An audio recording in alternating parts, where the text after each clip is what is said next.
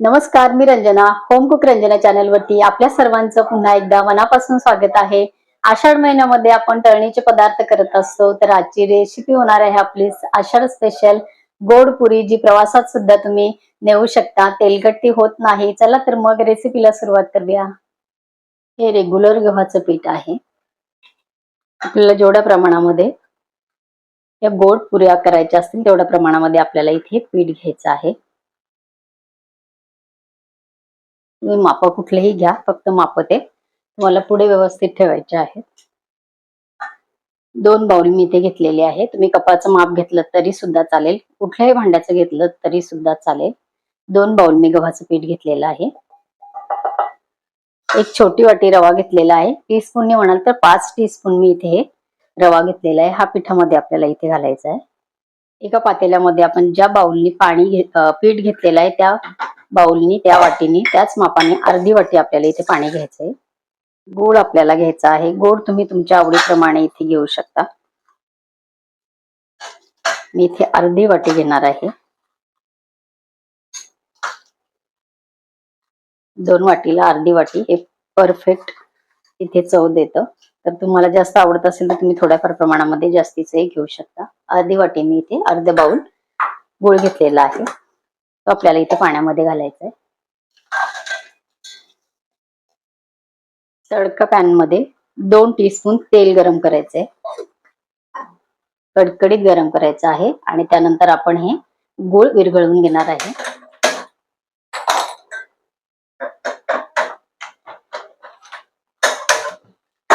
आपल्याला गूळ फक्त विरघळवून घ्यायचा आहे. तुम्ही बारीक केलेला गूळ असेल तर जास्त गरम पाणी करायची सुद्धा गरज पडत नाही. आपल्याला फक्त गूळ विरघळवणं एवढंच आपलं इथे पाणी गरम करायचं आहे.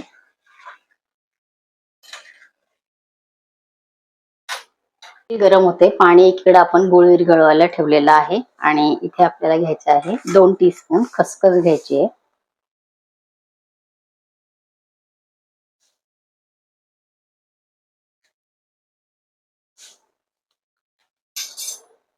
ते आपल्याला या पिठामध्ये घालायचे आहे. पीठ व्यवस्थित आपल्याला मिक्स करायचे. रवा, खसखस आणि गव्हाचं पीठ व्यवस्थित मिक्स करून घ्यायचे. गुळाच्या पाण्यामध्ये आपल्याला थोडस चिमटीभर घालायचं आहे मीठ. गोडाच्या पदार्थांमध्ये मीठ टेस्ट छान देतं. तेलही गरम झालेलं आहे आणि चिमटीभर मी मीठ घातलेलं आहे. तेल कडकडीत आपलं गरम झालेलं आहे. आपल्याला मोहन इथे द्यायचं आहे पिठाला.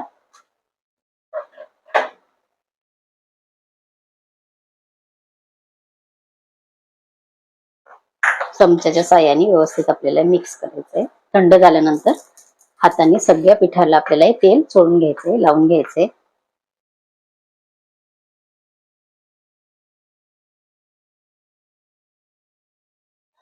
गूळ या पाण्यामध्ये विरघळलेला आहे. गॅस मी बंद केलेला आहे. पिठाला सर्व बाजूने मोहन मी व्यवस्थित लावून घेतलेलं आहे. जे आता कोमट पाणी आहे, थोडस गरम असले तरी सुद्धा आपल्याला हे या पिठामध्ये मिक्स करायचंय.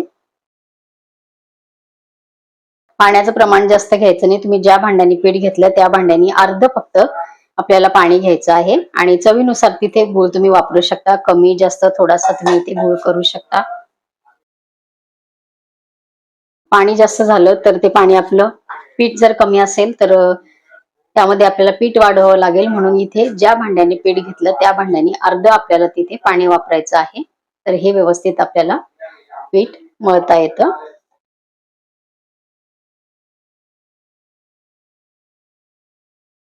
गरम आहे तोपर्यंत आपण चमच्याच्या साहाय्याने मिक्स करू. नंतर आपण हात लावून व्यवस्थित आपल्याला हा कडक उंडा मळायचा आहे. 2 प्रकारच्या पुऱ्या मी इथे दाखवणार आहे. आपल्याला तरुण मंडळींना एकदम खुसखुशीत पण ह्या पुऱ्या इथे दाखवणार आहे. आणि जे वयोवृद्ध आपल्या घरामध्ये असतात, आजी आजोबा, तर त्यांना खाण्यासाठी थोडेसे आपल्याला मऊ पाहिजे. तर त्या पद्धतीने सुद्धा इथे मी दाखवणार आहे पुरी.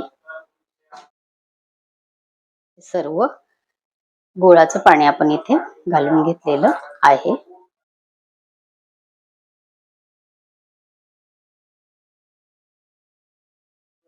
हाताने आपण मळू शकता असं करायचं आणि हाताने छान आपल्याला इथे गोळा मळून घ्यायचा आहे. आता जर आपल्याला इथे पाण्याची गरज पडली तर आपण पीठ मळायला जे रूम टेम्परेचरचं पाणी घेतो त्याचा वापर आपल्याला करायचा आहे. पण आधी पाणी जास्त इथे घालायचं नाहीये. आहे हे आपल्या गुळाच्या पाण्यामध्ये पीठ व्यवस्थित मळण्याचा प्रयत्न करायचा आहे.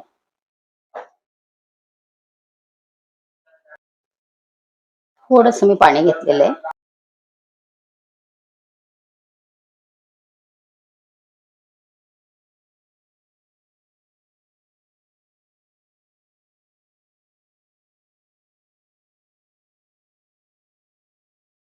थोडंसं पाणी लागलेलं आहे आपल्याला. 5 ते 6 टीस्पून फक्त पाणी या गुळाच्या पाण्याच्या व्यतिरिक्त आपल्याला लागलेलं आहे. तुमच्या गव्हावरती आहे ते थोडंसं कमी जास्त सुद्धा लागू शकतं. फक्त आपल्याला इथे उंडा कडक हवा आहे एवढं लक्षात ठेवून आणि पाण्याचा वापर करायचा आहे. इथे उंडा मी जळून दाखवते. कडक आपल्याला उंडा मळायचा आहे. एक 10 मिनिटं फक्त उंडा झाकून ठेवून देऊ बाजूला. लोखंडाची एक कढई ठेवलेली आहे मी आणि तेल गरम करायला याच्यामध्ये ठेवलेलं आहे. मीडियम गॅस आहे. 10 मिनिटं आपल्या पिठाला झालेले आहे. पीठ छान मुरलेलं आहे. परत एकदा त्याला व्यवस्थित आपण मळून घेऊ. उंडा आपला कडकच पाहिजे तेव्हा आपल्या या पुऱ्या व्यवस्थित येणार आहेत.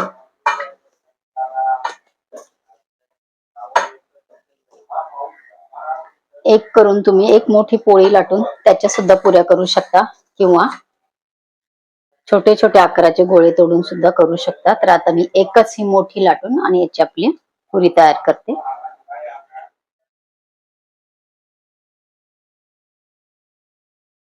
पीठ लावायची आपल्याला गरज पडत नाही. सुक्क पीठ लावण्याची गरज पडत नाही. आपले जे उंडा आहेत हा कडक मळलेला असतो. 2 प्रकारचे इथे पुऱ्या लाटून दाखवणार आहे. खसखस मस्त आपल्या सगळ्या पिठामध्ये छान इथे दिसते आणि खाताना चवीला सुद्धा खूप छान लागते. प्रवासामध्ये तुम्ही ही पुरी घेऊन जाऊ शकता.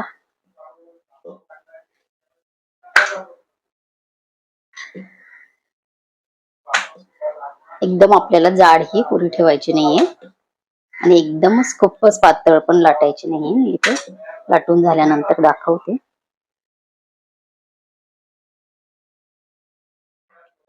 इथे मी एक झाकण घेतलेलं आहे डब्याचं, ज्याला अशा कडा आहेत.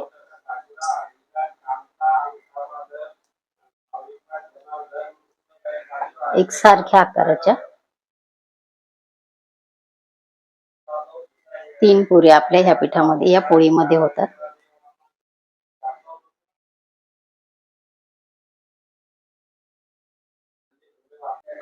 वयोवृद्ध लोकांसाठी आपण जी पुरी बनवणार आहे किंवा दाखवणार आहे ती ही आहे, जी थोडीशी त्यांना खाता येऊ शकते दाताचा प्रॉब्लेम मुळे. तेल आपलं गरम झालेलं आहे. अशा पोळ्या आपण तेल गरम होईपर्यंत लाटून ठेवल्यात तरी सुद्धा चालतील. तेल गरम झालेलं आहे. पुरीची ही साईज बघा, एकदम जाड पण नाही एकदम पातळ पण नाही.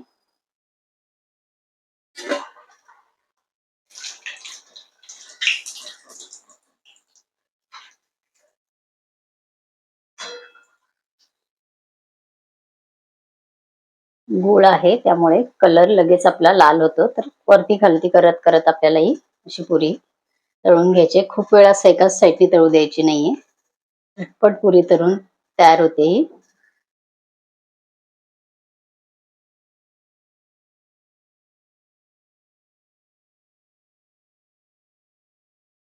या पद्धतीने जर घरामध्ये कोणी वयोवृद्ध लोक असतील तर या पद्धतीने पुऱ्या तयार करून घ्या. दुसरी पोळी इथे मी लाटून घेतलेली आहे झाकणाच्या साह्याने. परत इथे मी आकार देऊन घेते.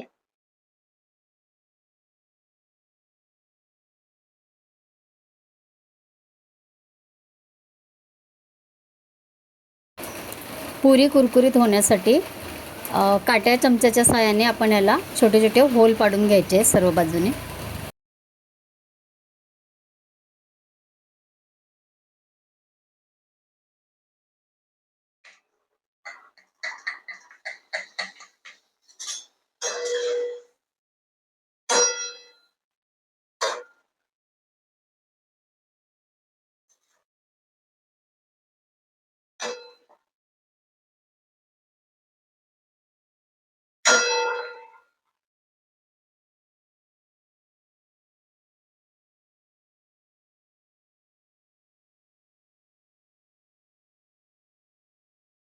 दोन साईडने होल केल्यानंतर पुरी फुगत नाही. बघा संपूर्ण वरती तेल येते.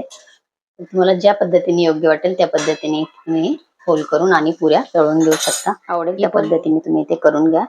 संपूर्ण पुऱ्या मी ह्या पद्धतीने इथे तळून घेणार आहे. आषाढ स्पेशल आपल्या गोड पुऱ्या इथे आपण तयार करून घेतलेल्या आहे. एकदम खुसखुशीत ह्या पुऱ्या लागतात आणि अजिबात ऑइली ह्या पुऱ्या होत नाही. तुम्ही प्रवासामध्ये खाऊ शकता. दुसऱ्या दिवशी तुम्ही या राहिल्यानंतर 2 दिवस पण या पुऱ्या खराब होत नाही. नक्की करून बघा. यामध्ये जे खसखस वापरलेली आहे तिचा स्वाद अतिशय छान या पुऱ्यांमध्ये लागतो. माझ्या चॅनलवरती बऱ्याचशा प्रकारच्या व्हेज नॉनव्हेज पदार्थांची मी प्लेलिस्ट दिलेली आहे. त्याची लिंक मी खाली डिस्क्रिप्शन बॉक्समध्ये दिलेली आहे. तुम्ही चेक करू शकता. एखादा पदार्थ आवडला तर जरूर करून बघा. आजची रेसिपी तुम्हाला आवडली असेल तर इतरांना शेअर करा आणि रेसिपीला लाईक करा. परत भेटूया असंच एका छानसा रेसिपी बरोबर. तोपर्यंत बाय बाय.